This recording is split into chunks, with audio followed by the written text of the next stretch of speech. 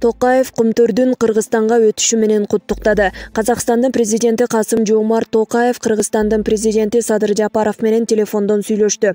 Токаев Садыр Жапаровду Кумтөр алтын кенинин макамы боюнча сүйлөшүүлөрдүн ийгиликтүү аякташы менен куттуктады. Президент Садыр Жапаров түз эфир аркылуу элге кайрылуу жасап, Кумтөр алтын кени Кыргызстанга толук өткөнүн, Сентера менен болгон талаш тартышы жыйынтыкталган акыркы чечимге кол коюлганын жарыялаган. Украина Орусия менен соода-саттык алакасын расмий үздү. Бул тууралуу чет элдик басылмалар жазып чыгышты. Абдан маанилүү чечим кабыл алынды. Бул 24 февралда Орусия менен болгон соода алакаларынын иш жүзүндө токтотулгандыгынын мыйзамдуу ырастоосу деген Украинанын экономика министри Юлия Свириденко. Эске салсак, Украина менен Орусиянын ортосундагы жаңжал 24 февралда башталып, бүгүнкү күнгө чейин уланууда. Атамбаев: мени өмүр бою соттогула, бирок шылдыңдаганды токтоткула. Мен бул жерде отура албайм, ошондуктан судья мени бул жерден кетириши үчүн мен эрежелерди бузууга туура келет. Тез жардам келип, неврология деп айтып жатат. Мени өмүр бою соттогула, бирок шылдыңдаганды, кыйноону токтоткула, деди Алмазбек Атамбаев. Андан кийин айнек кабинаны тепкилей баштады. Урматтуу мекендештер, төрттүлүк тиркемесин жүктөп, мал жандыктарды жана малга тиешелүү бардык маалыматтарды бекер жарыя кылыңыздар. Биздин тиркемени жүктөп, жылкы, бодомал, кой эчки, малга тоюттарды, шаймандарды жана башкаларды бекер жарыялаңыздар. Төрттүлүк мал базар чөнтөгүңдө. Биздин тиркемени Play Market'тен же болбосо видеонун астындагы шилтеме аркылуу көчүрүп алыңыздар.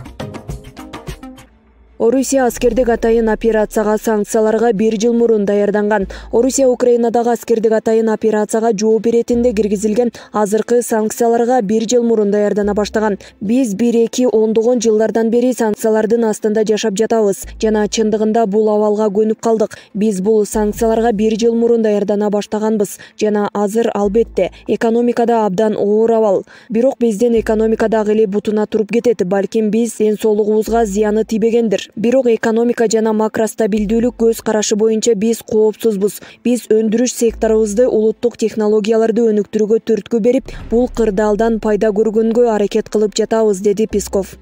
Кумтөрдү алдык, эми кандай иштерди жасашыбыз керек? Саясат талдоочу Алмазбек Акматалиев Кумтөр кени Кыргызстанга өтүшү боюнча пикирин соц тармактагы баракчасына жазды. Уттуктап эле маашыркап жатып албай, эми мындан ары Кумтөрдү чын эле таанымал, эл аралык деңгээлдеги үлгүлүү компанияга айлантууну улантышыбыз зарыл. Биринчи, Кумтөр ачык иштеп аласа бересесин, киреше чыгашасын элге, өкмөткө ачык жарыялап турушу керек. Экинчи, рекультивацияга арналган акчаны топтоо, көбөйтүү, сарптоо өзгөчө көзөмөлгө алынышы керек. Майрамдын эртеси да болот. Керек убакта ал акчаны башка максаттарга урдуруп койдук эле деген тентектиктен этият болуу зарыл. Үчүнчү, экология. Муну унутпайлы. Зыянын азайтуу ыкмаларын табышыбыз зарыл. Төртүнчү, тоо өндүрүш коопсуздугу. Канадалыктар бизди табалабагыда иштешибиз зарыл. Кыргыздар ушуну кылмак деп мыйыгынан алар күлүп турбашы керек. Бешинчи, чыгарган алтындын эл аралык стандарттын, сапатын ар дайым камсыз кылып туруу. Лондон алтын биржасына акыры барабыз. Ал жактан сапаты жагынан кынтыксыз болушу керек.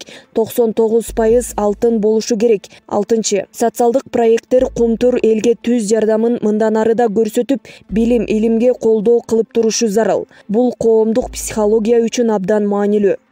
Байден Орусиядан мунай импорттоого тыюу салды. АКШ президенти Джо Байден Украинага жасалган агрессияга байланыштуу Орусия менен Беларуска каршы кошумча санкцияларды киргизүү боюнча 2 мыйзам долбооруна кол койду. Алар Орусиянын энергетикалык продуктыларды импорттоого тыюу салган, Орусиянын мунай импортун токтотуу жана Орусия жана Беларусь менен нормалдуу соода алакаларын токтотуу мыйзамы экенин Ак үй маалымдады.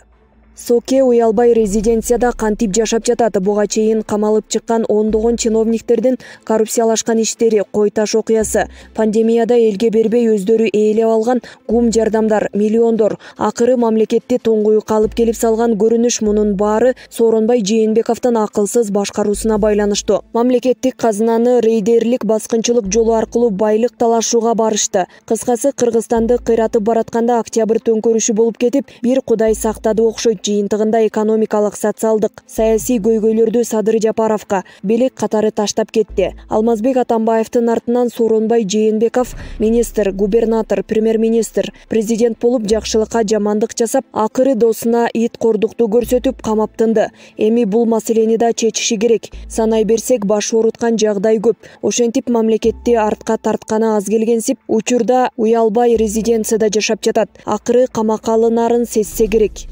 Кытай ысык көлгө 1000 мегаватт күн электр станциясын курат. Кыргызстандын президенти Садыр Жапаровдун энергиянын кайра жаралуучу булактары тармагындагы долбоорлорду өнүктүрүү боюнча тапшырмасын аткаруу алкагында Ысык көл облусунда 1000 мегаватт күн электр станциясын куруу боюнча инвестициялык келишимге кол коюу аземи болуп өттү. Бул тууралуу министрлер кабинетинин басма сөз кызматы билдирди.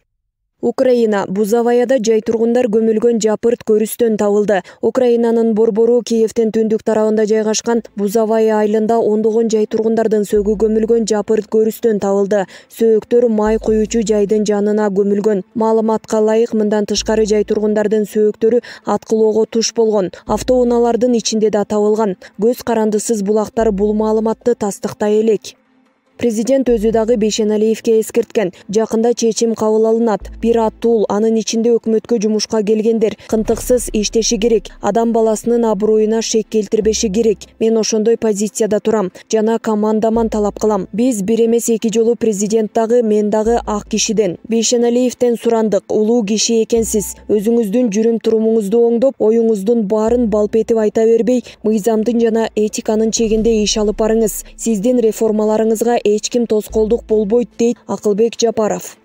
Орусия аскерлери Украинанын түндүгүнөн толугу менен чыгарылды. Орус армиясы Украинанын түндүгүнөн Беларусь жана Орус аймагына толугу менен чыгарылды. Маалыматка караганда, бул бөлүктөрдүн айрымдары Донбасстагы согуштук аракеттерге катышуу үчүн Украинанын чыгышына жөнөтүлөт. Алардын көбү толукталууга муктаж. Түндүктөн кандай гана жапырт кайра жайгаштыруу болбосун, бул кеминде 2 аптаны алат деп айтылган билдирүүдө. Атамбаевди түрмөгө Сокия камап, Садыр чыгарды деген кеп тарыхта калса жарашат. Абакта Алмазбек Атамбаев 3 жылдан бери отурат. Реалдуулуктан алып караганда күнөөсүнө жараша жазасын деле алды окшойт. Себеби ал ооруп, акыбалы өтө начар экен. Баарыбыз көрүп жатабыз. Камактан каза тапса бийликтин бетине чиркөө эмеспи? Президент Садыр Жапаров айкөлдүк кылып Алмазбек Атамбаевдин жасаган кыянаттыктарын кечирип койсо деле жарашат. Бийиктигин көргөзсө элибизде туура кабыл алары айкын. Эгерде экс-президент эркиндикке чыгып алып, Садыр Жапаровго каршы иштей баштаса, анда караламан калк да кабыл албаса керек. Жакшылык кылган адамга жамандык жасалса жарашпайт. Атамбаев түрмөдө жата берсе, саясий рейтинги көтөрүлүп, боору ооруган элибизде көбөйө берет. Акыркы кезде аны талкуулагандар арбыды. Кыргызстандын табияты ушундай. Натыйжада мамлекет башчыбыздын кечире билүүсү маанилүү. Атамбаевди түрмөгө Сокия камап, Садыр чыгарды деген кеп тарыхта калса жарашат.